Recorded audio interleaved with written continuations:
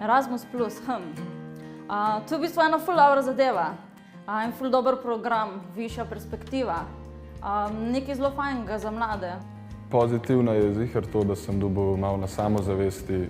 En izmed glavnih razlogov je bil ziher ta, da smo mogli v bistvu cel mesec, se pravi, smo mogli cel mesec govoriti v tujem jeziku, angleščina, malo mešano z nemščino. Tudi za naprej mislim, da je to odlična izhodiščna točka bila in bi definitivno ponovila to izkušnjo. Mi si rečemo, to je nekaj banalnega, ena lesena klop, ampak če pogledamo, da so dijaki izvedli cel projekt od tega, da so naredili načrt, do tega, da so potem se naučili, kako se naredi razrez lesa, da so to obdelovali in na koncu v šoli v Litvi pripravili tudi razstavo. In potem še to klop razstavili in jo transportirali v Slovenijo. Konkretno je eno podjetje pri naših dijakih videlo, kakšen potencial imajo in celo priložnost za zaposlitev se je ponudila zgolj zaradi sodelovanja v projektu Erasmus+. Pa še tako je, ni da bi zdaj oni samo napredovali na tem področju. Tudi v šolah so bolj uspešni, tudi bolj lažje se javijo pri pouku. Se mi zdi, da tudi teh drugih stvari ogromno pridobijo. Bilo na temo grafitov in potem so bili grafiti all over the place in vse, kar bo z grafiti povezano, dajmo iti, dajmo pogledati, dajmo razvijati. To moraš doživeti, da vidiš, ker toliko energije, kot ti mladi ljudje spravijo skupaj, ker jih vidiš tudi čisto iz druge perspektive, kot v razredu vidiš, da imajo ogromno talentov in ogromno energije. Jih bolj sprejemajo, so bolj odprti, tako da tudi kulturna, se pravi, kar se kulture tiče, definitivno zelo, zelo pozitivna izkušnja. Jaz predlagam, da tisti, ki imajo možnost, lahko grejo na EVS, ker to je res ena zelo dobra stvar, ker na EVS-u spoznaš sebe. Točno to, lahko čisto svoje nove hobije odkriješ, partnerja mogoče. Ja, res je, prideš nazaj zelo utrujen, ampak sem prideš poln novih idej, energije, novih pričakovanj. Je že to dostikrat ali prvo njihovo potovanje, ko morajo sami biti v tujini, pa tudi če ni čisto prvo, je pa vseeno prvo, kjer so večinoma brez neke, recimo, podpore staršev ali pa nekoga drugega. Jaz sem še preveč zadovoljen. Skušam dobiti tudi občutke nazaj, ko sem prišel iz izmenjave. Sem se počutil, kot da bi bil državljan tiste države. Se pravi, je bilo v uni državi nekako boljše. Je imela en svoj čar. In je tako, fajn, kaj se vsi trudi sodelovati in dati iz sebe najboljše. To je lahko najboljša izmenjava ever. Če imaš priložnost, del vzami za grobljo. Torej, znanje, izkušnje, neka nova poznanstva, neka pozitivna energija se pretaka na tem programu Erasmus+, kot smo lahko slišali iz samega posnetka.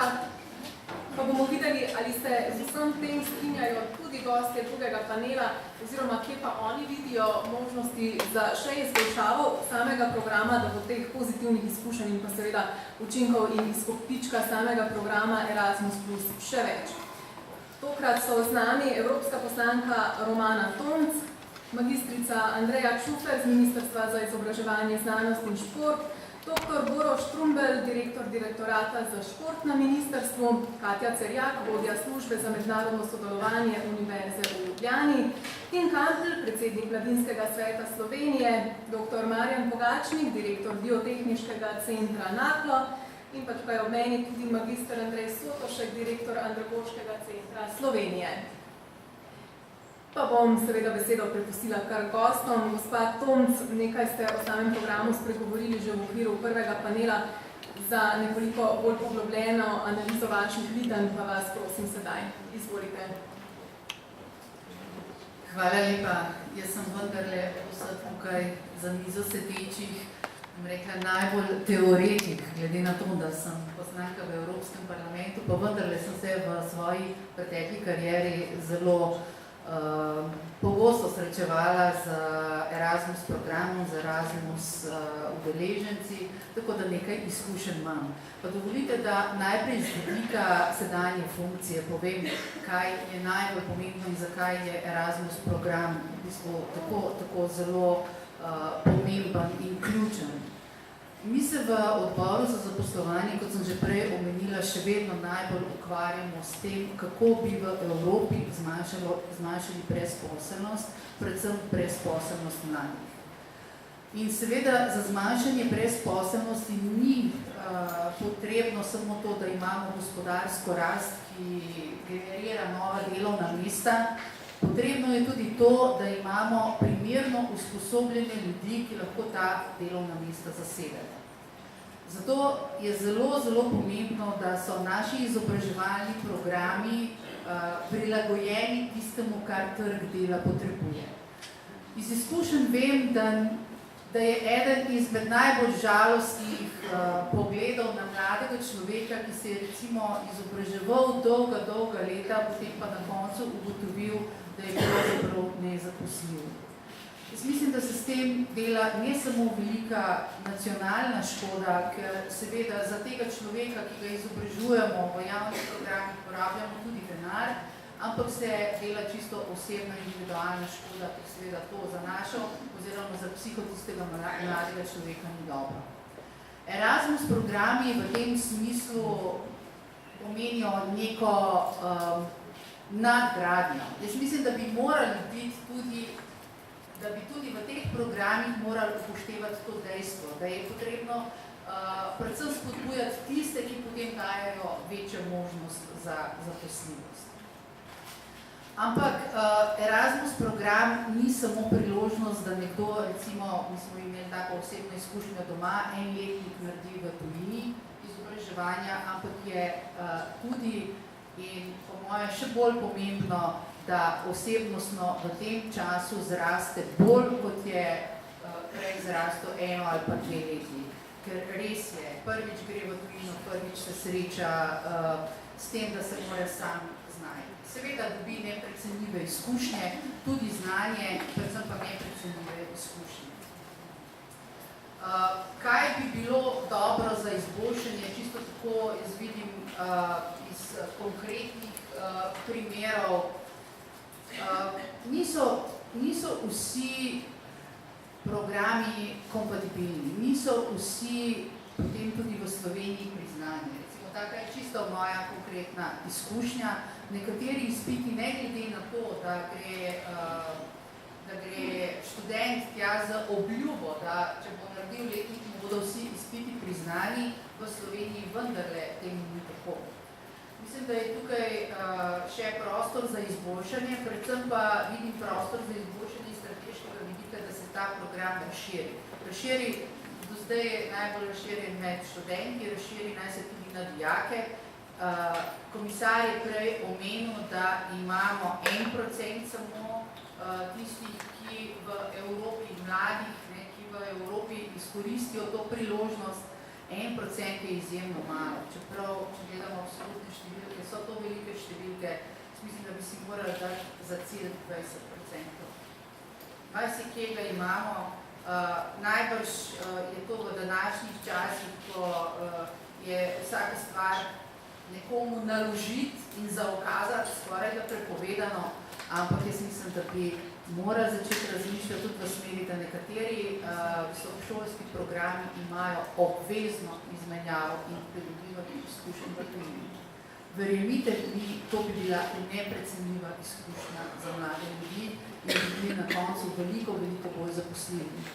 Zdaj pa še zadnja misel, mi v moji pisarni, tukaj je ena mečka naslica, ampak tukaj gor imate 14 ljudi, zdaj je že 15 v pisarni, mi se gremo mini Erasmus program, izmenjavo mladih ljudi, ki pridobivajo izkušnje v pisarni Evropskega parlamenta.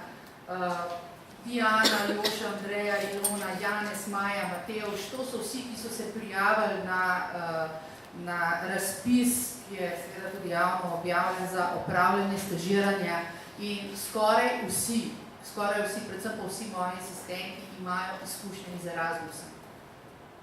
In izkušnja iz Erasmusa pomeni plus točko pri zaposlovalcu. Prav gotovo. Zato jaz mislim, da je to res program, ki ga je vredno nadgrajevati in spodbujati še naprej. Hvala lepa, gospa Tomc. Nadaljujemo z gospo Šufer. Kar izvolite.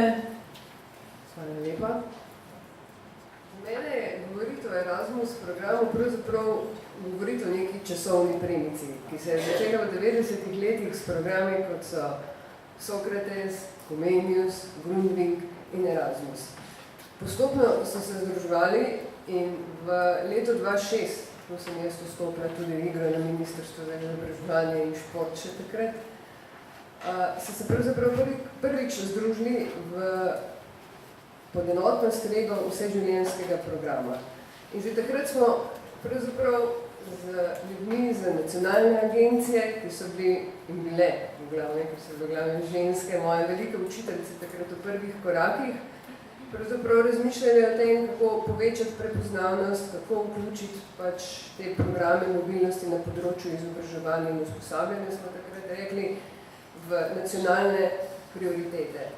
Postopno se je program uveljavljal, v tem času so prišli potem tudi že programe Evropskega socialnega sklada in pa drugih strukturnih skladov. Program je dobival na veljavi. Jaz se spomnim, ko so šli prvi razpisi ven in majčkeno manjši upad na programih izobraževanja in usposabljanja prijave, potem pa so ljudje ugotovili, da je ta veliko bolj človeku prijazen kot recimo strukturni skladi in je na lepem lestvica prijav strmo narasla, tako da naša takratna nacionalna agencija imela kar velike probleme. No, potem je prišlo leto 2014 in prišel je program Erasmus+, in jaz se zelo dobro spomnim skoraj 2 letnih pogajanj, zaradi tega, ker je to prineslo zelo veliko novost. Prva novost je bila ta, da so združevali program z mladino in Slovenija je trdno stala na stališču, da mladina zasluži svoj lasten program. Zato, ker so že v preteklih obdobjih izkazovali pač to neko posebnost, na drugi način pa zaradi tega, ker so se mladinci bali, da bo izgubili svoje lastnosti, prepoznavnosti mladinskega dela, strukturiranega dialoga in pač vseh akcij, ki so jih do takrat peljali. Preživeli smo združitev, preživeli smo za mene neuspešno željo, da ohranimo tudi stare programe, tako kot so moji predhodniki v prvi panel že govorili o tem, in ostali pod skupnim imenom Erasmus+, ki, kot je tudi že rekla direktorica nacionalne agencije, v glavnem označuje visokošolske študije. In kot ste vi omenila zdaj v svojem govoru, je pomembno to, da pripeljamo tudi druge noter, druge z različnih poklicnih področij. Mislim, da so tudi mladi sami pač povedali in meni se zdi to eno od pomembnih sporočil za nadaljnje pogajanja, ki nas v kratkem čakajo za novo obliko programa, da pravzaprav povemo, da so mali projekti pomembni, da so pomembna tudi druga področja in da smo veseli, ker smo se združili in v naši sredini pozdravljamo tudi šport. Kot je rekel direktor, začeli so z malo, ampak rastejo. In mislim, da eden iz izzivov je, kako pravzaprav ohraniti vsa ta raznovrstna področja v smeri tega, kar pravzaprav dobivamo sporočila z Evropske komisije, je, da pač vedno bolj združujemo in vedno bolj povezujemo. Se pravi, specifika na eni strani in povezovanje na drugi strani, mislim, da je eden od glavnih izzivov za naslednje programsko obdobje. Jaz bi se v tej priliki rada zahvalila tudi obema direktorja nacionalnih agencij, ker sta bila v tem prihodnjem obdobju združevanja, mislim, izjemen navdih za mene. Gledati, kako pravzaprav iskati skupne rešitve pod pritiskom časa in zahtev Bruslja, je pomenilo pravzaprav tudi nas na ministrstvu, da smo se angažirali in se včasih odzvali hitreje, kot se mogoče ministrstvo zna. Tako da res hvala in hvala tudi vsem vam, zato ker se velikokrat spomnim vseh mladih ljudi, ki sem jih srečevala na poti z letališča domov, ko sem prihajala z Brusla, ko se rahlo zmedeno pogledovali okoli sebe, pa sem jih poprašala kam, pa so povedali, da so Erasmus študenti, ki so ravnokar prišli v Slovenijo. In jaz upam, da se bo to ohranilo še naprej, zato ker iskreno verjamem v mobilnost vseh nas, ker to prinese nove znanja, nove sposobnosti in občutek, da zmoremo. Hvala.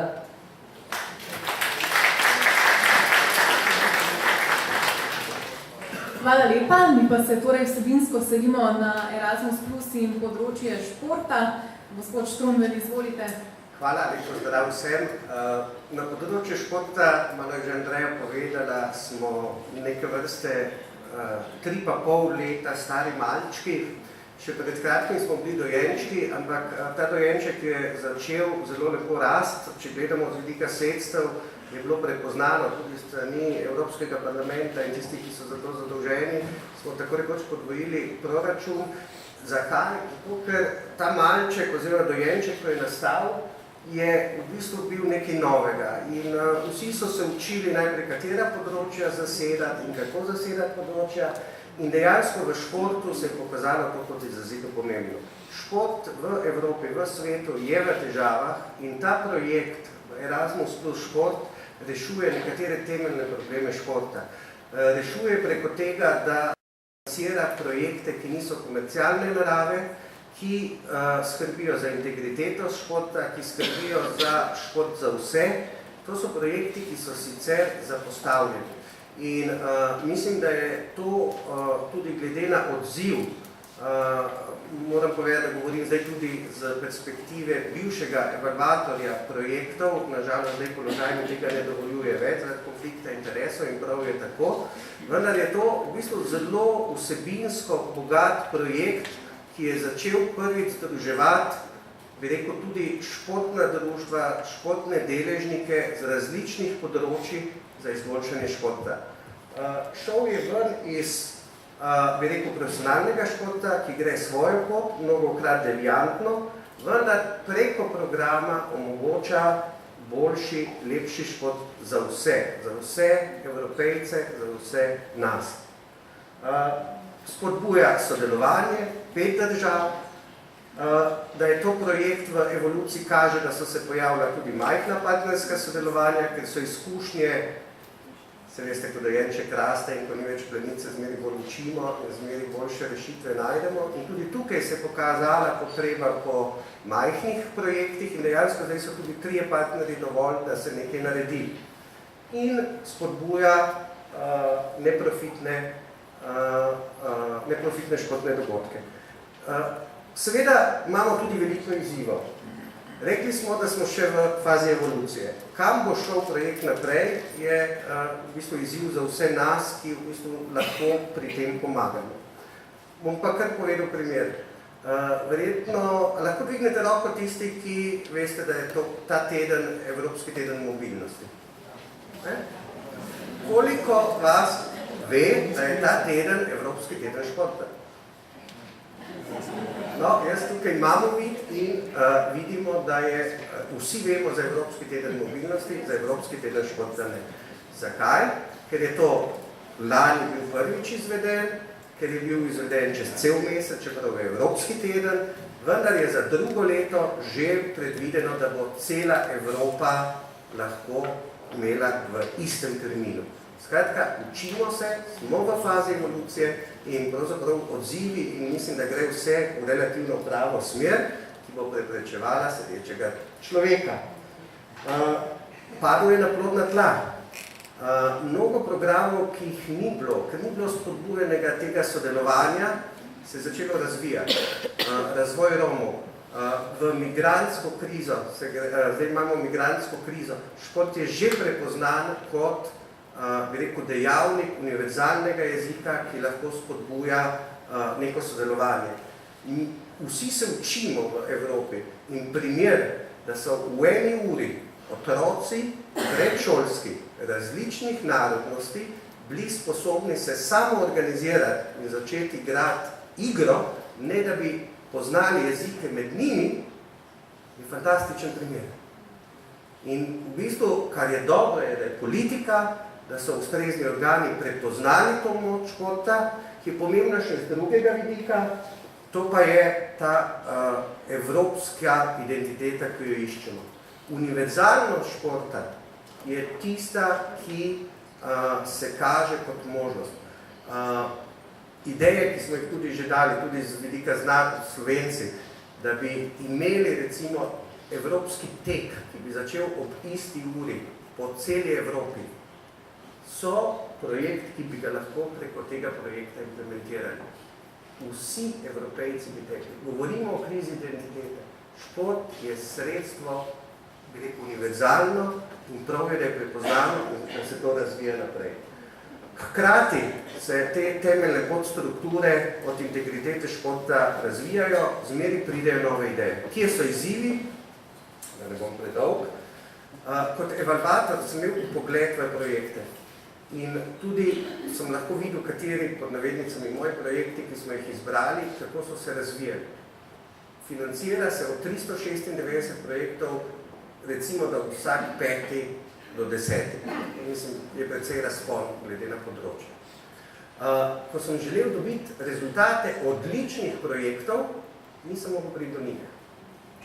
Kar nam manjka, kar moramo razvijati, da te primere dobrih praks začnemo deliti med seboj. Nesmiselno je, da imamo 28 primerov dobrih praks, če že imamo odličen primer in da vsak razmišlja. In kar trenutno manjka, je ta implementacija oziroma deljivost, razpoznavnost projektov, ki so izbrani, ki so odlični, zmeraj boljši, da bi vsi imeli rezultate na razpolago. To je ena stvar, ki bi jo bilo prav gotovo dobro izboljšati. In druga stvar, treba je narediti to, da bojo ti različni deležniki ohranili sodelovanje tudi po koncu projektov. Tudi tukaj imamo kar velik izziv, da bi v bistvu lahko te primere dobrih praks imeli. Mi bi rabili projekt po projektu. In to nam manjka. Nadaljevanje te dobre prakse, nadaljevanje tega sodelovanja. Hvala. Hvala lepa. Gospa Katja Cerjak, vi ste vodja službe za mednarodno sodelovanje Univerze v Ljubljani, pa vas torej prosimo še za vaš vidik, ki je gotovo širok in se v praktičnem delu srečujete prav s programom Erasmus+. Izvolite. Res je, izpostavili ste praktični vidik. Ko sem da jaz povabljena na ta panel, sem razumela, da res iz baze predstavljam to, kar vidimo dobrega v programu, kar vidimo nekih kritičnih točk in kar bi sugerira za naprej. Jaz res lahko govorim samo za projekt, ki ga vodim, in to je projekt mobilnosti na Univerzi v Ljubljani za strateška partnerstva in druge projekte, nekako nisem kompetentna. Veliko je bilo že rečenega, kako dobro nam gre, kaj vse je program Erasmus prinesel, in jaz lahko res iz baze potrdim, da temu je tako. Mi smo začeli v 1999 z na prste preštetimi študenti, ki so odšli ven, in tremi študenti, ki so prišli na Univerzo v Ljubljani. Danes je teh 1500, ki odhajajo, in 1500, ki jih prihaja. To je vključujoč tudi praktična usposabljanja. Univerza je bila primorana poenotiti neke postopke, kar je za nas bil velik zalogaj, ampak vsekakor dobrodošlo. Prej je gospa Tomc rekla, da priznavanje je še vedno problem. Mislim, da je že kar nekako minoren problem, se precej izboljšuje, veliko naporov v to dajemo tudi. Za univerzo vsekakor je to pomenilo pomoč pri internacionalizaciji, predvsem pri internacionalizaciji doma, prenos znanja, možnost vseh deležnikov, da se udeležijo teh mobilnosti. Tukaj moram poudariti, da je edino ta program omogoča mobilnost tudi administrativnim delavcem, kar mislim, da je izjemno pozitivno. Kar smo v teh zadnjih letih opazili kot negativne premike. Uveden je bil torej preizkušanje jezikovnih sposobnosti, kar je sicer zelo pozitivno, ampak obenem, jaz sem zelo pragmatična, bom take čisto pragmatične iz baze zadeve predočila.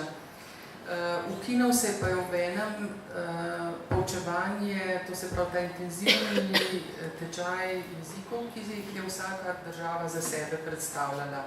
Mislim, da je to ena velika zguba, da je to se ukinilo, in predlagam, da bi se v bodoče ponovno vzpostavil vzpostavil ta možnost, da se poučuje recimo tuje študente, tuje učitelje, ko prihajajo v Slovenijo, tudi slovenščino. Tak poudarek velik dajemo jeziku, tako da mislim, da bi bilo to nujno. Z združitvijo seveda vseh teh programov pod eno kapo se nam je zgodilo to, da so seveda naše institucije mnogo bolj obremenjene, kot so bile prej, z istimi resursi, kot smo jih imeli prej. Da se potem v nadaljevanju bi pa predlagala nekaj izboljšav, ki jih mi vidimo, kako smo informirani, se sredstva, ki se delijo posameznim državam za izvajanje programov, delijo glede na število prebivalstva. Jaz mislim, da bi mogoče ta princip veljalo ponovno pogledati in bi se mogoče bolje orientiralo na uspešnost držav v mobilnosti. Tako da mogoče bi se dalo tukaj kaj narediti in s tem bi govorimo stalno, da bi želeli povišati procente mobilnih. To seveda vse je povezano z sredstvi. Mi lahko samo limitiramo število, pošiljamo v tujino naših študentov in drugih deležnikov. Z združitvijo teh programov je k nam prišla tudi kreditna mobilnost, to je mobilnost izven evropskih držav. Verjetno bi bilo treba veliko postoriti za promocijo Erasmus programa izven Evrope. Mi čutimo, da države, s katerimi zdaj preko kreditne mobilnosti sodelujemo, niso seznanjene, ni tam nekih promotivnih aktivnosti, ker to bi nam res pomagalo pri samem udejanjanju teh programov kreditne mobilnosti. Potem, to sem že omenila, nazaj uvedba tega intenzivnega tečaja, ki bi se izvajala v različnih državah za različne jezike. Še ena zadnja morda zadeva je pa, da bi lažje naši mobilni dobili delo v tujini, bi bilo morda dobro nek vseevropski portal vzpostaviti, na katerem bi lahko delodajalci objavljali delovna mesta oziroma možnosti, kamor bi študenti se lahko prijavljali za delo. To so moje zelo take konkretne sugestije. Hvala lepa za tale vaš prispevek, gospod Cerjak. Gospod Tim Kampl, predsednik Mladinskega sveta Slovenije, zanimajo nas seveda tudi vaše izkušnje oziroma vaše mnenje o samem programu. Slišali smo sedaj tako odločevalce v Bruslju, kot tiste, ki se pri nas ukvarjajo s tem programom. Slišali smo preko posnetka tudi študente in tiste, ki so bili na izmenjavi. Kakšen pa je torej vaš pogled na program Erasmus Plus in na možne izboljšave? Ja, lep pozdrav tudi v mojem imenu in še enkrat hvala tudi poslanju Evropskega parlamenta in pa Evropskega poslanca za povabilo, da lahko tudi mladi predstavimo naš vidik pogleda na Erasmus+. Ja, v uvodnem video prispevku smo videli veliko pozitivnih zgodb, ki so jih delili mladi in pa tudi mladinske organizacije z Erasmus+. Zagotovo, in to je ugotovitev danes vseh, je, da Evropske unije brez Erasmus+ si praktično ne moremo predstavljati. Tukaj govorimo o mobilnosti, govorimo o povezovanju, govorimo o izmenjavi izkušenj, znanj, idej in ne nazadnje govorimo, pa če rečem tu malo za šalo, malo za res, govorimo o teh Erasmus plus oziroma Erasmus otrocih. Otrocih na takšen ali drugačen način, o rezultatih, o produktih, v novih izkušnjah, novih znanjih, ki smo jih pridobili in pa v otrocih tudi v tistem drugem pomenu oziroma v prvotnem pomenu besede, ki so zgodbe, ki jih je ustvaril Erasmus+.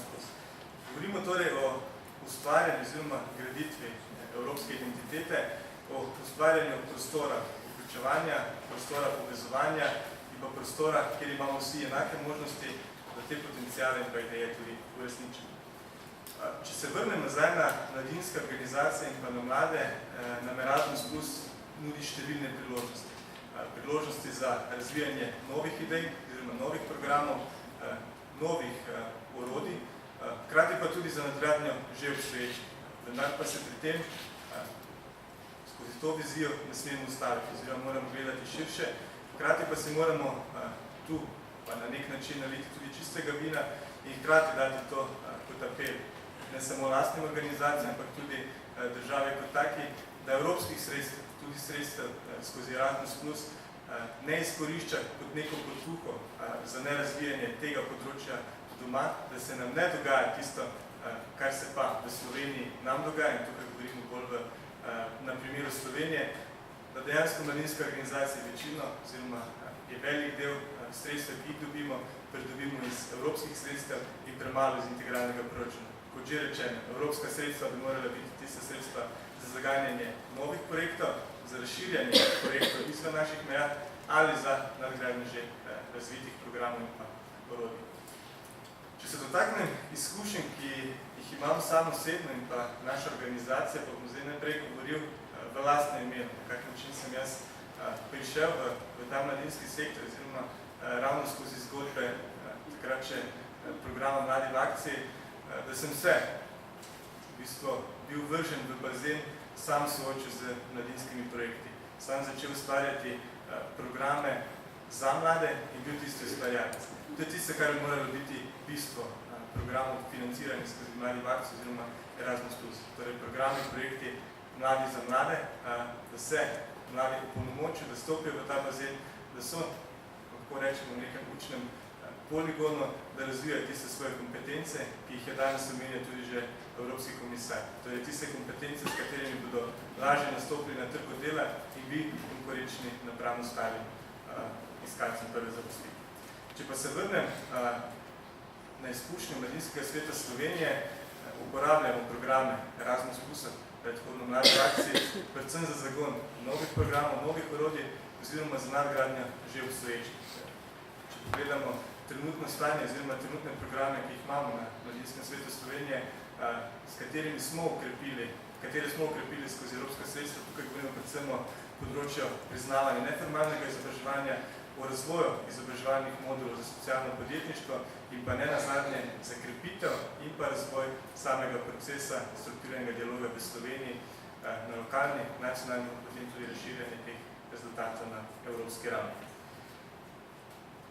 Hkrati pa ne smemo pozabiti na tisto, kar sem želel uvodoma za lastne izkušnje izpostaviti, je izkušnja, da pa je Erasmus Plus projekt velik birokratski zalogaj za posamezno organizacijo in da se tisto prostovoljna bit, oziroma tisto, da bi lahko mladi sami poprijeli za te projekte, nekoliko izgubljajo v tem polju. Seveda se moramo zavedati, da na eni strani moramo krepiti profesionalnost mladinskega sektorja, ki ga s tovrstnimi projekti lahko oziroma moramo krepiti, hkrati pa potem tudi na drugi strani krepitev tistega bita oziroma tistega prostovoljstva, entuzijazma, ki prihaja strani mladih v mladinskem sektorju.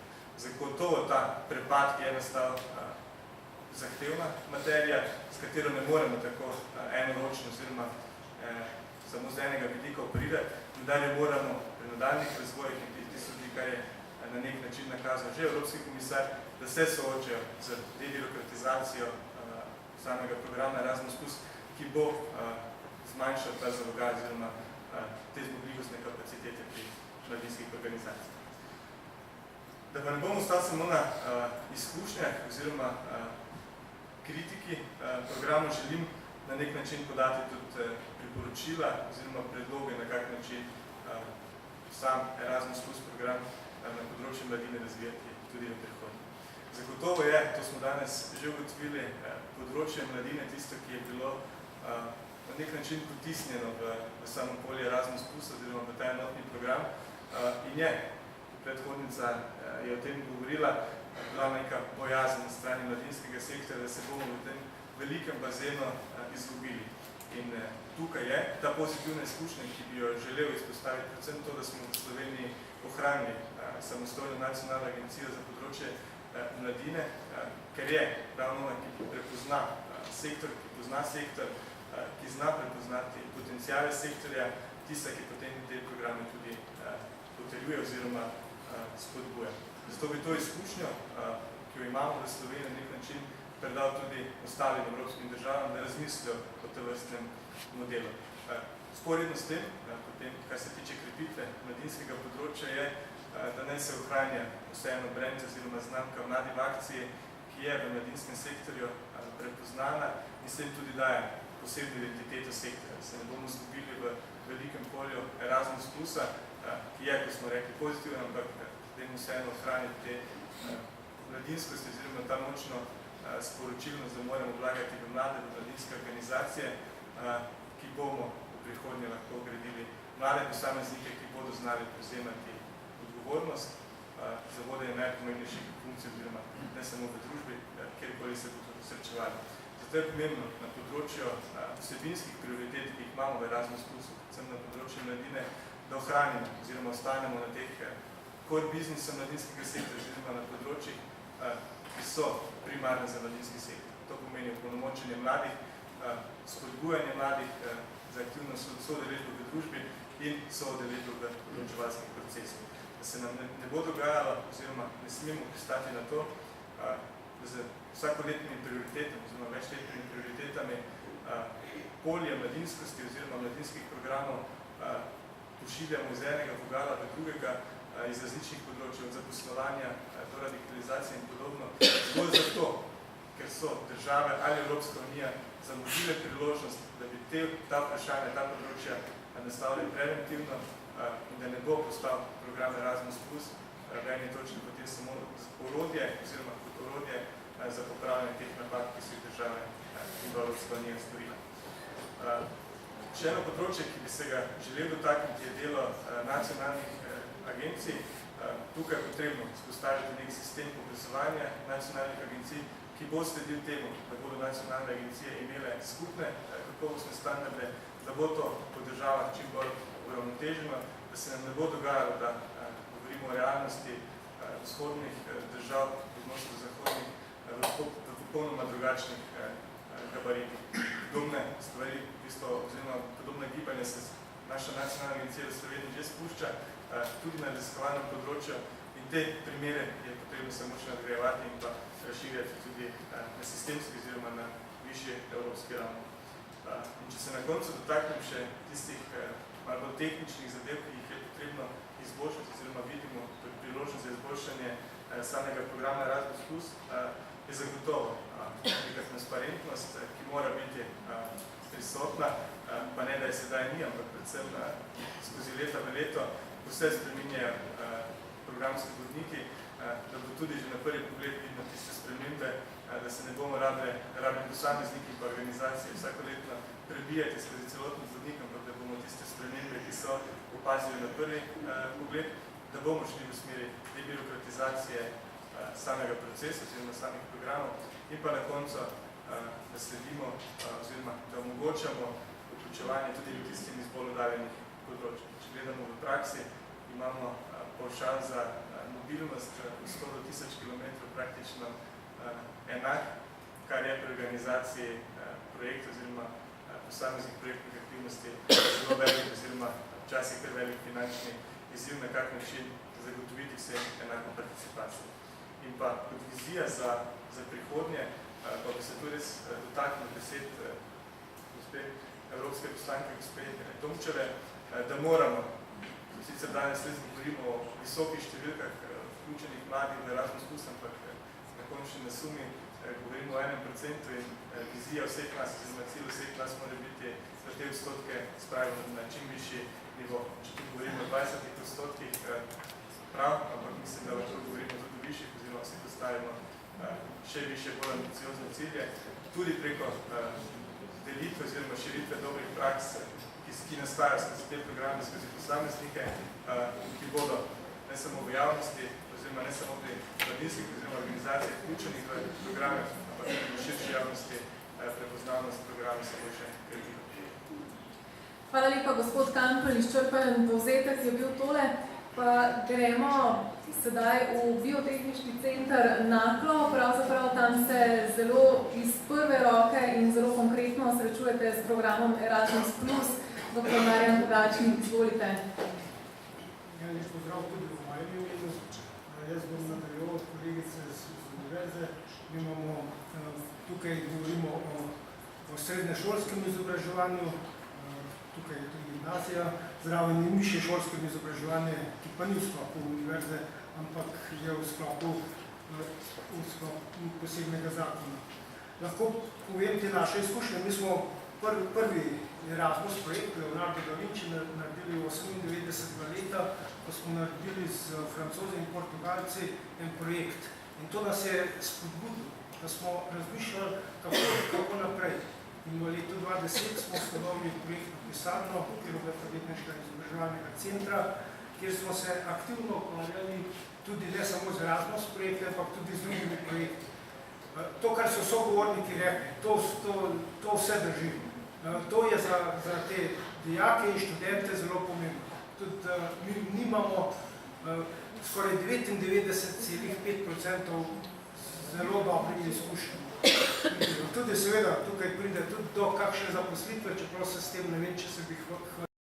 Tudi prešlo je do neporoke in tako dalje. Skratka,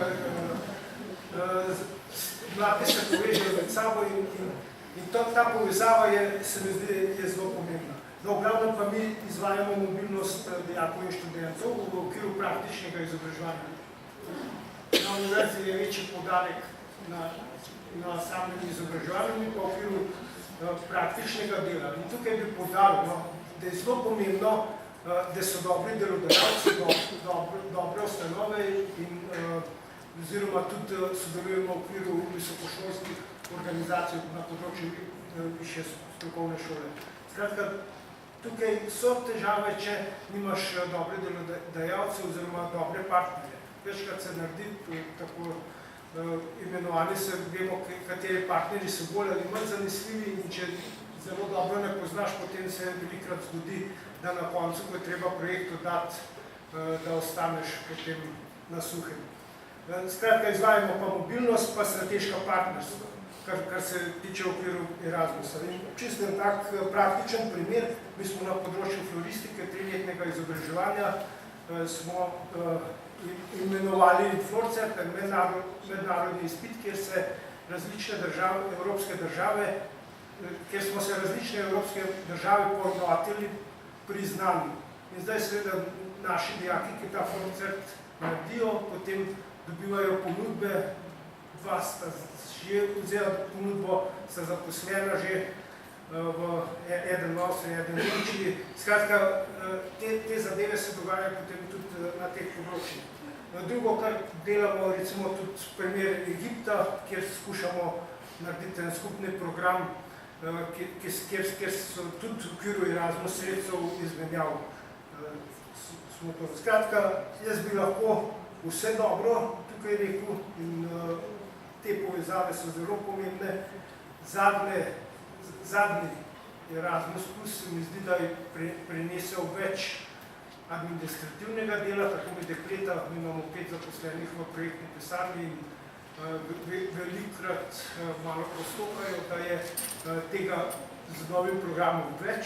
Hkrati pa moram tukaj zelo pohvaliti našo nacionalno agencijo, kar imamo mi izkušnje tudi na drugih programih. Naša nacionalna agencija res odlično dela, ima odlične sodelavce in kar tudi rabimo. Ta pretok informacij zelo so odzivni, zelo hitro se odzivajo in zato kdor se ni še s tem otok spoprijel, seveda vsekakor to je en dober razvoj tudi za te ustanove. Mi hkrati tudi izvajamo raziskovalno delo, ker raziskovalne enote imamo na višji šoli in tukaj so seveda bistveno težje koordinacije in bistveno težje tudi projekte. Tako da, skratka, lahko rečem samo pozitivno. Pa še kakšno vprašanje, če bo. Ja, jaz verjamem, da bodo vprašanja, glede na vse istočnice, ki ste jih povedali govorniki, mislim, da naše občinstvo že pridno pripravlja. Ampak še preden gremo v vprašanje, pa nekako smo se že bili na področju in dijakov in študentov, slišali smo že tudi nekaj celo o vrtcih danes, mislim pa, da se bomo zdaj dotaknili vprašanja izobraževanja odraslih. Direktor Andragoškega centra Slovenije, magister Andrej Sotošek je z nami. Izvolite. Hvala lepa tudi za povabilo in pa seveda možnost, da nekako povemo svoje stališče in pa svoje izkušnje na področju teh evropskih projektov in pa seveda s poudarkom na Erasmus+. Tisti, ki moče ne veste, mi smo nacionalni zavod za področje razvoja in obiskava na področju izobraževanja odraslih, tako da smo tudi del tega Erasmusa.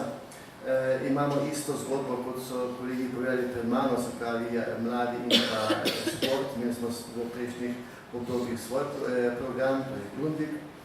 Enake porodne krče kot vsi ostali, ko smo usklajevali in pa seveda branili svoje stališča in pa specifike znotraj Erasmusa.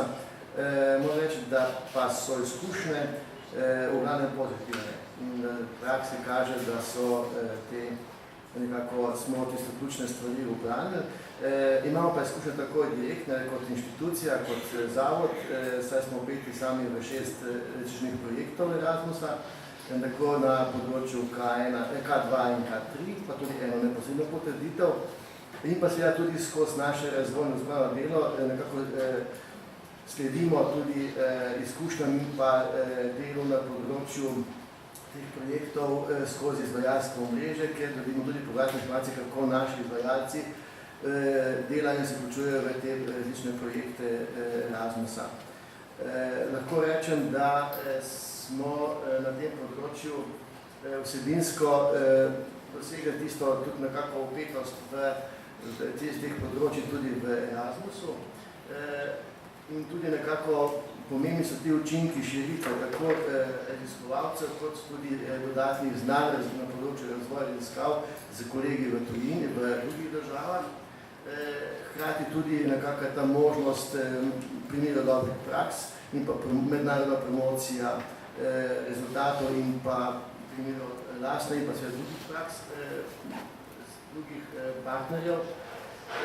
In posebej je pomembna tudi ta možnost nekako izboljševanja in razvoja in dopolnjevanja razvoja na nacionalnem nivoju. Zdaj, tehnično lahko rečemo, da imamo izkušnje, da se počasi tudi program postaja bolj nekako prilagojen izvajalcu, tako da pozdravljamo tudi ta spremljanje, ki ga izvaja agencija ECEA in pa seveda tudi učinki te online aplikacije, kjer so dejansko nam uporabnikom bliže. Bile so težave tehnične v tej perspektivi, nekako imamo pa informacijo, da se te stvari odpravljajo. In pa seveda računamo, da bo tukaj nekako ta napredek še boljši.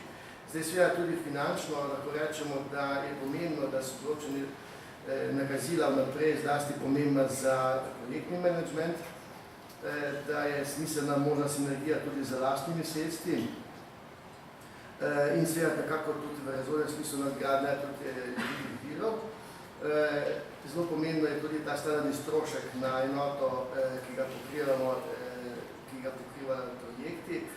Ugotavljamo pa, da ne zadostujejo, zlasti na področju, v tistem delu projekta, kjer imamo partnerje, oddaljenejše partnerje, kjer zahtevajo večje stroške.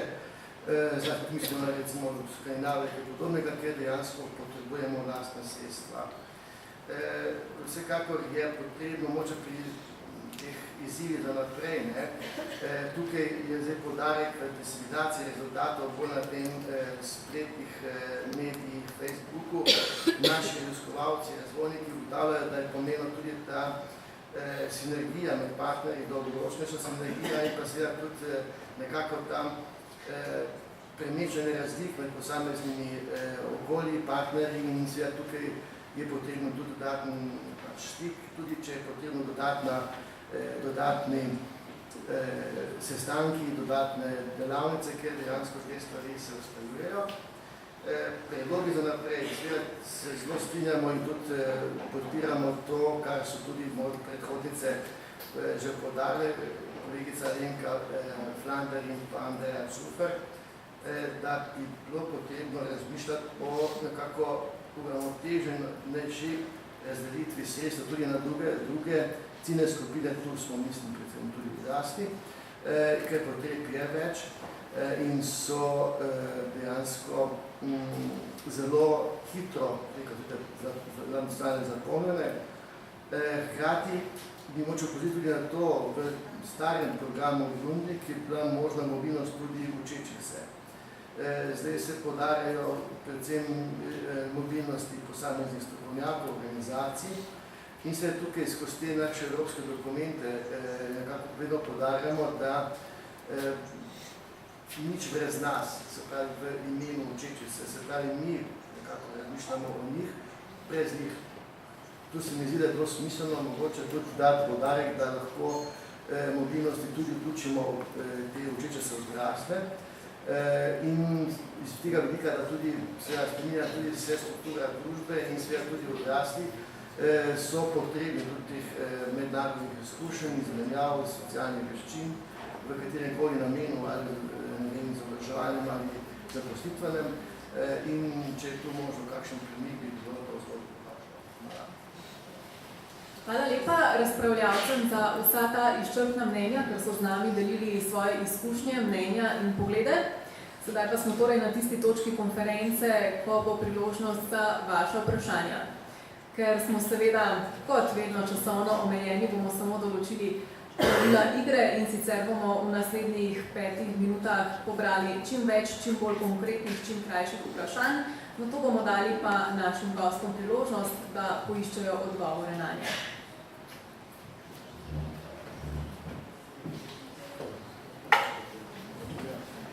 Zato vse tiste, ki imate vprašanja, prosim, da dvignete roko in mikrofon bo prišel do vas.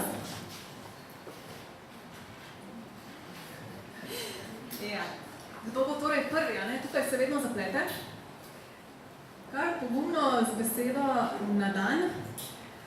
Kot rečeno, z nami so strokovnjaki od gospe evropske poslanke, še vedno je z nami tudi poročevalec Evropskega parlamenta, ki mu lahko poveste tudi mnenja, za katera menite, da bi jih moral upoštevati pri pripravi svojega poročila. Z nami so strokovnjaki, ki se ukvarjajo s programom Erasmus Plus na terenu, vsakodnevno se srečujejo z njim. No in imamo prvega, ki se je opogumil, da bo zastavil vprašanje. Izvolite. Dobar dan, Aleksandar Zinež, Mednarodna preddiplomska šola Jožefa Štefana. Jaz bi najprej rad pohvalil Evropsko komisijo in tudi CNEPI za res izvrstno izboljšanje tega programa. Povečuje se in tudi postopki so vedno bolj enostavni. Bi si pa želel, da bi se ta program še dodatno ukrepil. Evropa ima 300 milijard Junckerjevih skladov. Je bilo lepo, da bi kaj prišlo za izobraževanje, pa mislim, ne samo v Evropi, tudi za Afriko, za države BRICS, za jugovzhodno Evropo. Ad Futura dela odlično delo, ampak je zelo omejena finančna. In jaz bi predvsem želel slišati možnosti, da bi se to sodelovanje finančno ukrepilo. Hvala lepa. Rekli smo torej, 5 minut pobiramo vprašanja, torej iščemo naslednjega pogumnega, ki bo dvignil roko.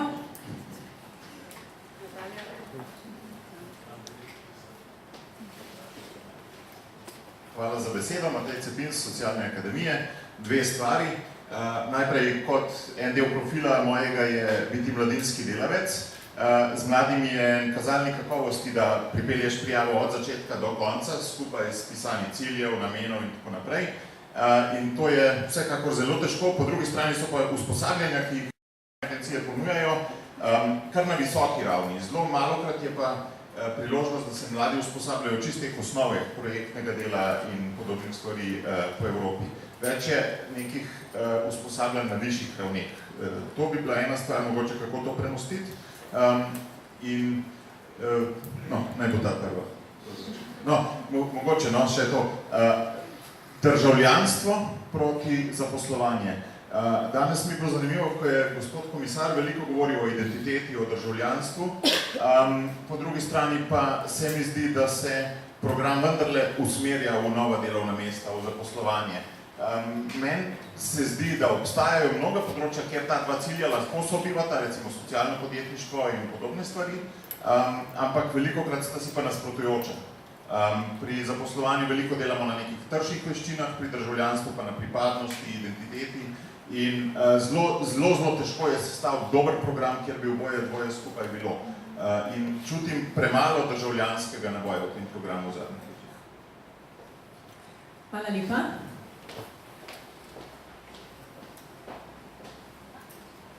Zdravo, Manca Kozlovič iz Razgovora Slovenija. Zelo mlada. Imam dva vprašanja. Najprej o neformalnem izobraževanju.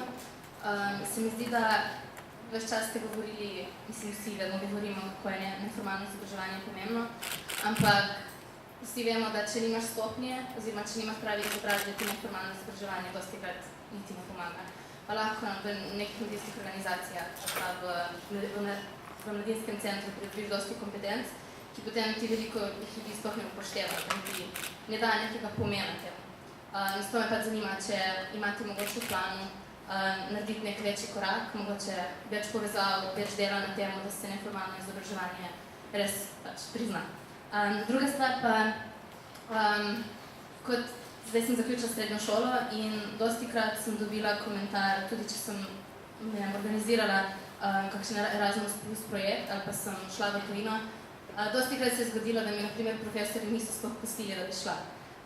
In se mi zdi, da je velika ovira, mislim, kot nekateri profesori ali pa šole imajo predstavljena in neka velika ovira, da dijaki ali pa učenci grejo v tujino med njihovim šolskim izobraževanjem. Če imate kakšen komentar tudi na to. Hvala lepa, to sta bili dve zelo konkretni vprašanji. In naslednje vprašanje imamo že tukaj, pa izvolite. Hvala lepa. Ni toliko vprašanje, kot je mogoče samo dva stavka, dve misli. In sicer prihajam iz Visoke šole za varstvo okolja, iz Velenja, Andreja Mec, lep pozdrav vsem. In pa najprej bi se pridružila pohvalam našega Cmetiusa. Resnično se globoko strinjam s tem in tudi z naše strani res vsa pohvala naši nacionalni agenciji. Tudi mi smo zelo zadovoljni z njim delom, tako da hvala. Drugo, kar sem želela, je pa samo gospa Cerjak, mogoče v informacijo, če vam še ni znano, pred dobrim letom dni nazaj se je zaključil projekt Praxis. Tudi naša šola je sodelovala v tem projektu. To je poskus ravno tega, o čemer ste razmišljali, da bi na enem mestu združili iskalce študijskih praks in ponudnike, ki so lahko tako visokošolske inštitucije, podjetja, nevladne organizacije, katerakoli organizacija, ki ponuja na trgu prakso za študente. V tem portalu, to je praxisnetwork.eu, je en tak poskus tega, zdaj je v življenju, če greste na spletno stran njihovo, se lahko več povedali. Hvala lepa. Hvala lepa. Naslednje vprašanje.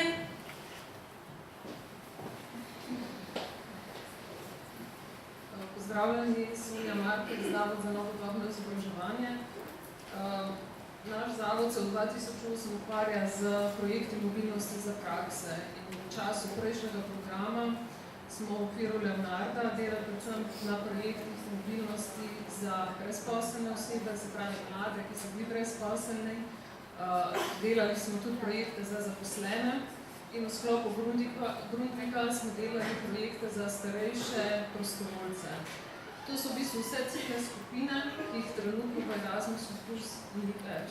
Tako da v Erasmusu Plus sodelujemo kot koordinator konzorcija z univerzami, na Primorskem, Mariborskem univerzo in pa visokošolskih zavodih v Celju in Velenju. In tukaj v bistvu spodbujamo mobilnost študentov spet za prakse, ker verjamemo, da so prakse tiste, ki v sklopu mobilnosti prinašajo še eno dodatno vrednost in vemo tudi, da je to področje praktično znanje tisto, ki ga primanjkuje in za katerega verjamemo, da ga lahko udeleženci na ta način dobijo. Hvala lepa. Moje ime je Tina Baloh, jaz pa zastopam v bistvu izobraževanje odraslih, ki je mogoče mnogi večkrat malo manj znano. Prihajam iz Ljudske univerze v Žalcu In bi samo en kratek komentar imela in pa tudi eno vprašanje. V bistvu sem se ravno julija udeležila enega izobraževanja v okviru Erasmus Plusa, ne, in smo trenutno zelo vpeti v Erasmus projekte, imamo 3. Bi pa rekla, da je tudi če dalje več zanimanja na področju izobraževanja odraslih, ko pa pogledamo, ne, koliko je na voljo, recimo v sami Sloveniji, smo izobraževalci odraslih oziroma vsi, tudi nevladne organizacije, kar malce demotivirani, ne, ker sta v bistvu nekako 2 projekta na letni ravni sprejeta. Zato smo mi recimo trenutno v vlogi, predvsem v vlogi partnerja, medtem ko v vlogi prijavitelja res zelo težko priti do teh sredstev v Sloveniji. Bi pa enkrat rekla, ne, da še res rekla, da je velika motiviranost in jaz res iz srcem sem pri tej stvari, no, in tudi moji sodelavci. Hvala lepa. Še priložnost za zadnje vprašanje. Pozdravljeni, moje ime je Biljana Miceva, sem predstavnica društva JST Slovenija in bi imela namreč ne vprašanje, ampak pripombo glede mladinskih izmenjav, ki so v okviru Erasmus Plus programa KA1 in KA2. In sicer iz lastnih izkušenj lahko povem, da in moje osebno mnenje je, da morajo biti ti programi bolj konkretni, s bolj praktičnim znanjem in s bolj poglobljenim znanjem dejansko. To je moja pripomba. Hvala. Hvala lepa. Torej, slišali smo nekaj pripomb, mnenj, komentarjev. Pa torej, dragi gostje, ki ste tukaj, tisti, ki bi želeli komentirati, pa bomo začeli kar pri vas, gospa Tomska. Hvala lepa. Eno izmed prvih vprašanj je bilo, pa dovolite, da pojasnim, kako se bi lahko koristila sredstva tako imenovanega Junckerjevega sklada. Naj ob tem povem še to, da je Junckerjev sklad podaljšal svoje delovanje, ravno v zadnjem nagovoru je to predsednik komisije omenil in tudi povečal svoj obseg sredstev. Vendar, tukaj je pa en pomemben ampak, ampak pa je ta, da je Junckerjev sklad narejen tako, da predvideva javno-zasebno partnerstvo. Javno-zasebno partnerstvo pomeni, da morate za vsako investicijo, tudi kamorkoli, lahko je to investicija v ceste, investicija tudi v socialo, kamorkoli, vendar morate dobiti zasebnega partnerja. Tako da tukaj težko najdemo neko povezavo. So pa seveda na voljo v okviru Evropske unije številni drugi skladi, iz katerih se lahko črpajo sredstva, pa opažam, da Slovenija ne koristi optimalno vseh možnosti, ki bi jih lahko koristila. Dovolite pa še za eno besedo za konec v povezavi z štipendijskim skladom, ker vidim, da tukaj ni nobenega predstavnika. Jaz še vedno malo srca puščam na skladu za štipendije in se za njega borim. Mislim, da je izjemnega pomena, da ta sklad ostane. Poglejte, kaj vse je bilo danes povedanega o izobraževanju. Ta sklad ima krasne načrte, Ad Futuro ste omenili, to je super načrt za podporo tistim študentom, ki študirajo kjerkoli v tujini, tudi izven EU, kar je gospa omenila, da bi bilo mogoče pametno Erasmus razširiti, ampak obstajajo ti programi. Lansko leto je bilo dodeljenih približno 2 milijona evrov. To je kar nekaj, pa še vedno bistveno premalo. So pa ta sredstva del integralnega proračuna.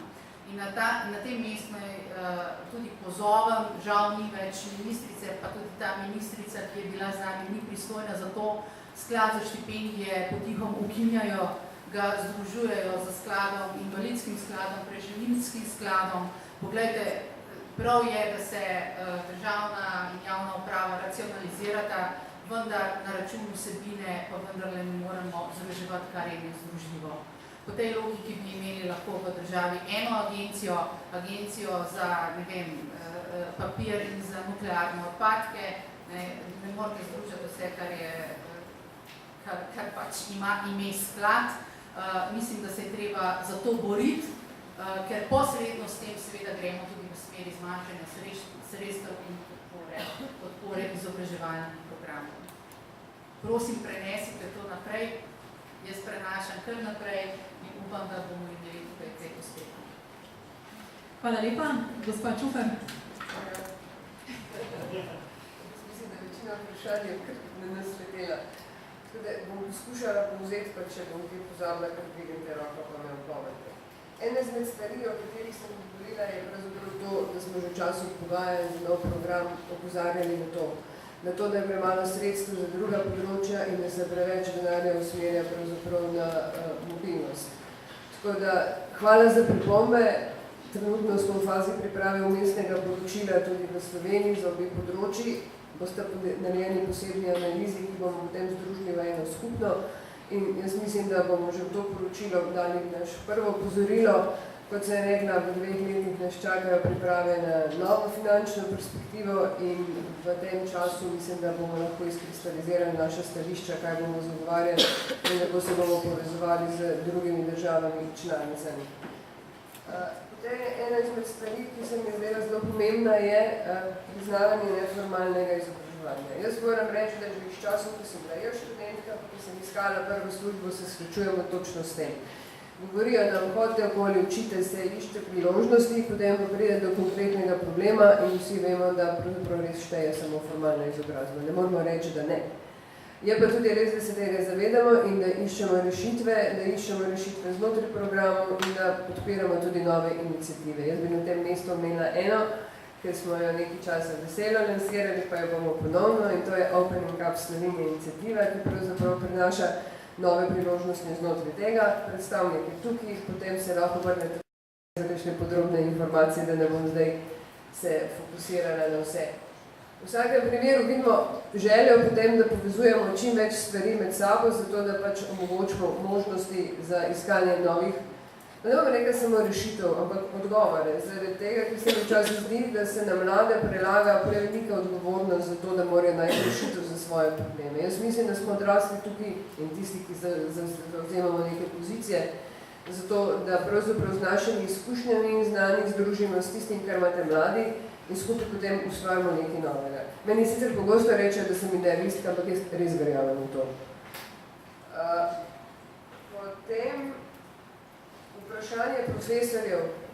Jaz mislim, da gospa, ko ste vi imela mogoče bolj konkretne izkušnje s tem, jaz ne delam tako direktno na samem programu, da bi imela prav lahko jasen odgovor na to. Mislim pa, da se z leti tudi to spreminja. Tako da bi vam pustila, da odgovorite na to vprašanje. Kar se mladinskih izmenjav tiče, mislim, da je bilo že nekajkrat povedano, da tudi strani Nacionalne agencije za mladino predvajajo pravzaprav spodbude ravno v tej smeri, da se povezuje kvaliteta priprave z tem, da se opolnomoči mlade, ki odhajajo in da je to pravzaprav včasih pomembnejše od števil. Tako da se zavedamo tega problema, hvala za pripombo in jaz mislim, da bomo to upoštevali in da bojo upoštevali. Ker jaz sem, ministrstvo je v tej fazi nekaj interumestni.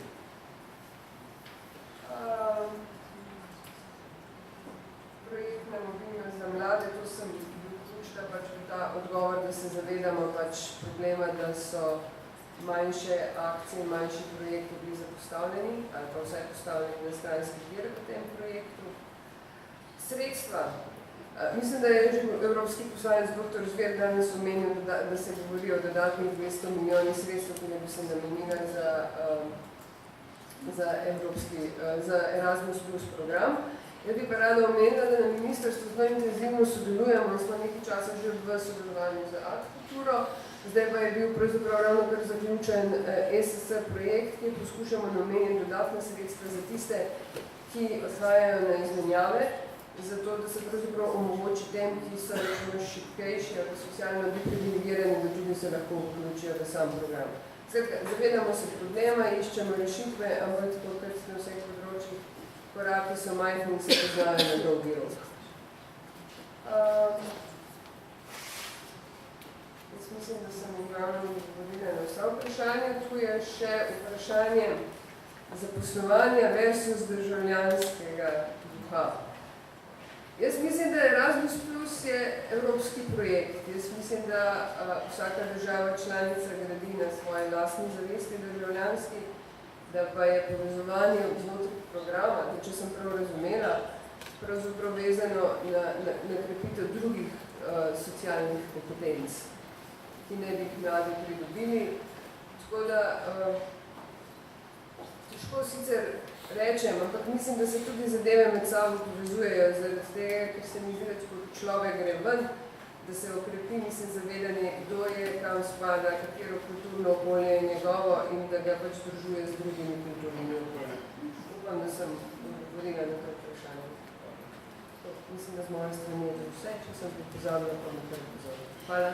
Hvala lepa, gospa Čufar. Mislim, da so bili med vprašanji izpostavljeni tudi odrasli. Gospod Sotošek, izvolite.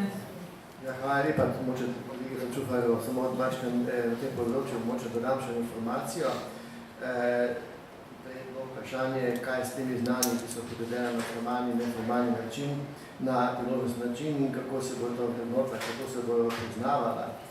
Evropa se tega zelo dobro zaveda in Evropa je poslala, pa nekako postavila rok po leta 18 članica, da postavlja stane sisteme ugotavljanja in vrednotenja priznavanja neformalnega in priložnostnega znanja. Ne samo za odrasle, za vse tiste, ki to pridobivajo. In dva nacionalna zavoda sta dobila to nalogo, preko Ministrstva za izobraževanje, znanost in šport, se pravi naš pedagoški center in pa center za poklicno izobraževanje, da delamo skupaj na tej nalogi in da vzpostavimo osnove in predloge za nacionalni sistem. Mi vemo, da zakonodaja ne predvideva naša zakonodaja, da se pridobi preko teh različnih oblik priznavanja neformalnega znanja izobrazba, vendar deli programov, kompetence, znanja, spretnosti, ki bodo se bodisi formalni sistemi izobraževanja, bodisi delodajalci priznavali. In seveda zdaj verjetno večina od vas pozna sistem nacionalnih kvalifikacij. To je samo del. Drugi del je tak, o katerem danes govorimo, ki se pridobiva na različne načine neformalno in ta znanja se lahko ali pa se ne, se pa izgubljajo in to ni dobro. Zato tudi gradimo ta sistem in jaz sem prepričan, da bomo skupaj s vsemi ostalimi partnerji, tudi z mladinskimi organizacijami in pa študentsko organizacijo, stvari pripravili v to smer, da bomo nekako do konca leta 2017 tudi nekako implementirali sistem tudi tega priznavanja. Hvala. Hvala lepa. Gospod Štrumberg, na kratko. Jaz bi samo en komentar kot trenutno zamrznjeni evalvator. Ko se ocenjuje projekte, mislim, da se moramo v Sloveniji zavedati ene stvari, da ni samo ideja tista, ki se ocenjuje. In bi rekel, neki zgodovini rasti in ocenjevanja projektov se je pokazalo, da dobesedno nekatere države so tle imele neko prednost, ko so se samoorganizirale z vidika metodologije, z vidika takih stvari, ki ne ocenjujejo idejo, so pa pomemben del pri točkovanju. Govorim zlasti za nevladne organizacije. In tukaj, recimo, je bilo prav zanimivo, kako so avstrijski projekti bili z tega vidika, recimo, to so pa 3 od 4 elementov ocenjevanja, odlično pripravljeni. Pa sploh ni bilo ideje od zadaj. Vendar so dobili veliko visoko oceno. Enako grški, enako italijanski. Po drugi strani si pa dobil idejo, ki je bila veliko boljša, kar je bil slabo pripravljen projekt. In tukaj mislim, da je Cmepius začel te korake v pravilno smer in da moramo začeti tudi razmišljati v smeri v Sloveniji izdelave projektov, da ta know-how osvojimo, da bomo bolj uspešni, sploh če bomo leading partner, drugo je, če se pač priključimo. Če smo pa mi tisti, ki iniciramo, moramo pa te službe zelo dobro tudi pri nas organizirati. Se gre v to smer in gre v zelo pozitivno smer, vendar moramo paziti, da ne bomo izpadali zaradi slabo pripravljenega projekta kljub odlični ideji. Hvala lepa. Potem, ko je bilo izpostavljeno tole pomembno dejstvo, pa še čisto na kratko beseda mladim, ampak res zelo na kratko, gospod Kampi, izvolite. Ja, se čisto na kratko bi podprl in Mateja, na malo drugačen način povzeti se, kar sem že v uvodoma povedal, da se pravi, da se je zgubila ta naboj državljanske vzgoje, tisto, kar je na nek način biti mladinskega organiziranja in pa hkrati ta prezahtevnost posameznih projektov, ki se izvaja, da ne morejo iti mladi posamezniki skozi ta učni proces. Ampak ja, to je komentar, s katerim se mora potem tudi nacionalne agencije in pa Evropska komisija z njim soočati. Se pa pridružujem Mancinemu komentarju oziroma pozivu za čim hitrejšemu priznavanju oziroma najprej vrednotenju, potem tudi priznavanju neformalnega izobraževanja in upam, da čim prej pridemo do tega sistema, da ne bomo izgubljali tudi čas, ampak časi še najmanj predvsem izgubljamo nekaj potencijale oziroma nekaj znanja, ki jih mladi pridobivajo skozi takšne in pa drugačne načine in pa ne samo mladi, tudi odrasli. Hvala lepa. Ja, že čisto na začetku konference je bilo rečeno, da je z nami poročevalec Evropskega parlamenta, ki pridno spremlja, si beleži, zapisuje, ker bo potem vsa ta vaša mnenja, marsikaj je bilo danes povedano, lahko vključil tudi v svoje poročilo oziroma vsaj v razmislek o tem poročilu. Torej, dr. Zver, še vam predajam besedo. Kaj je bilo tistega, kar je bilo danes izpostavljeno, kako pravzaprav nastaja to poročilo in kaj pravzaprav pričakujete, da bo prineslo, pa kar izvolite za govornico. Hvala lepa. Res hvala lepa vsem, ki ste tako ali drugače sodelovali v tej plodni razpravi, resnično je bila dobrodošla v redu. Zame je to zelo pomembno, jaz sem se srečal vsaj na 20 sestankih, srečanih konferencah z raznimi deležniki in zbiral njihove želje in pričakovanja v zvezi z Erasmus Plusom in tudi danes sem kar veliko dobil, sem jih tudi zabeležil in bom na koncu večkrat tudi povzel.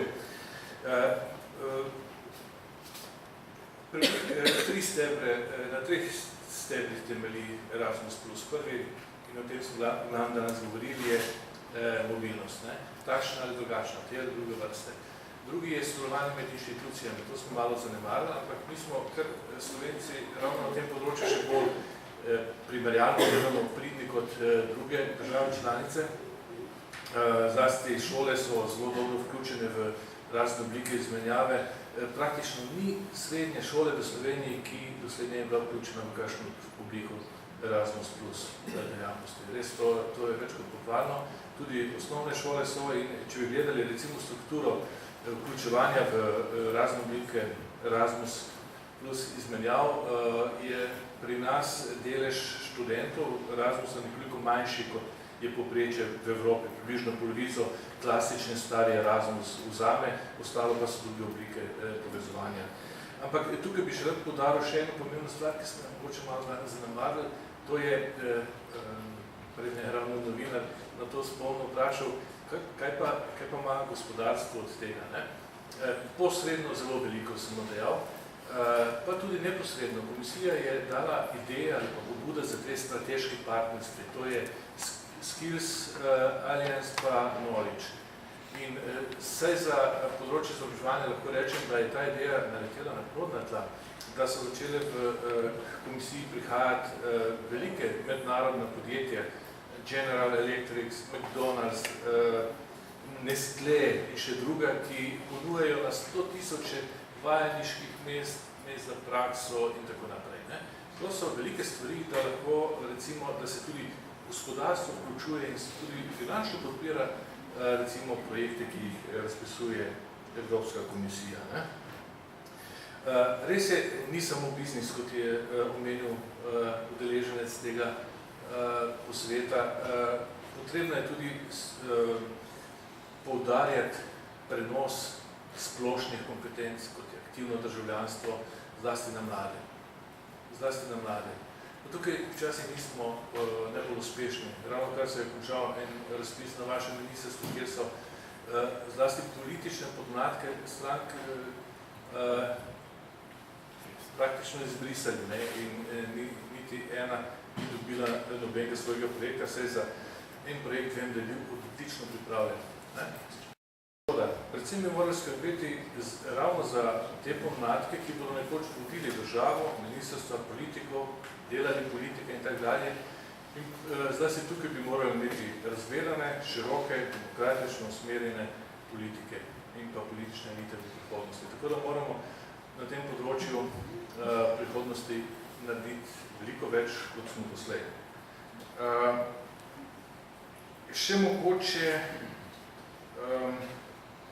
nekaj priporočil, ki ste jih dali. Ne?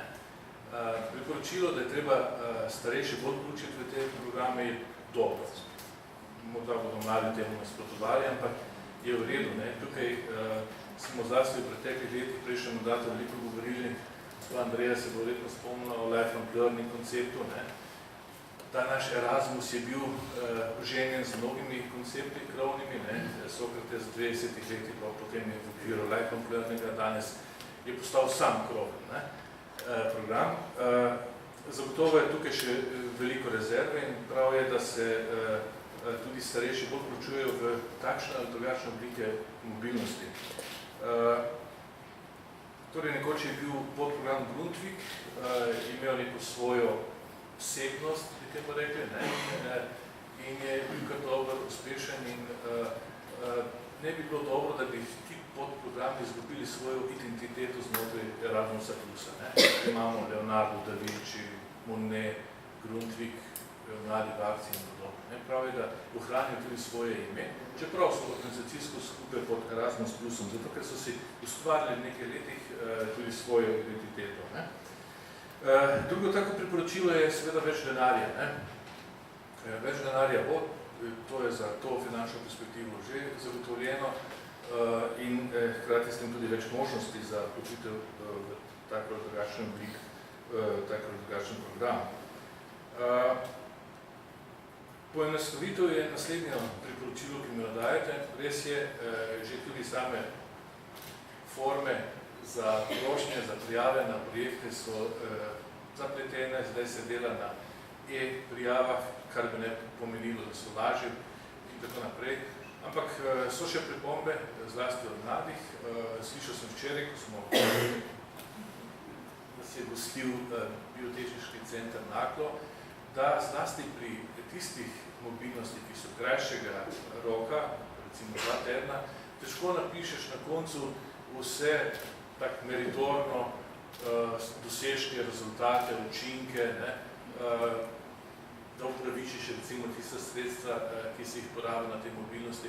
Tukaj moramo biti pač precej bolj fleksibilni in poenostaviti zadeve tudi na evropski ravni in komisiji razložiti, da ni prav, da se zahteva za enak tak velik napor za tistega, ki je 6 mesecev v tujini ali pa tistega, ki je za 2 tedna. No, v glavnem, bilo je še veliko tega predlaganja s strani vas ali pa naših cenjenih govorcev, ki imajo izkušnje tudi iz prakse. Ta zgodbo bomo še poslušali in poslušali poiskati kakšne priporočila, ki bom jaz sedaj ali pa kasneje vključil v mestna poročila. Sej to poročilo, ki ga sedaj pripravljam, ki bo ga sprejel predvidoma decembra Evropski parlament, ne bo moje zadnje poročilo, moje zadnje monitoring implementacije Erasmus+. Tako da se naslednje leto ali pa čez dve leti ponovno vidimo, ponovno bomo pogledali, kakšni so izidi in jaz vam že naprej lahko garantiram, da glede na klimo, pa glede na energijo, ki jo zlasti mladi dajo v ta program in pa glede na finančne okvire, da bo ta program resnično ostal uspešen. Hvala lepa tudi organizatorjem in vsem vam, da ste se danes pridružili tega dogodka.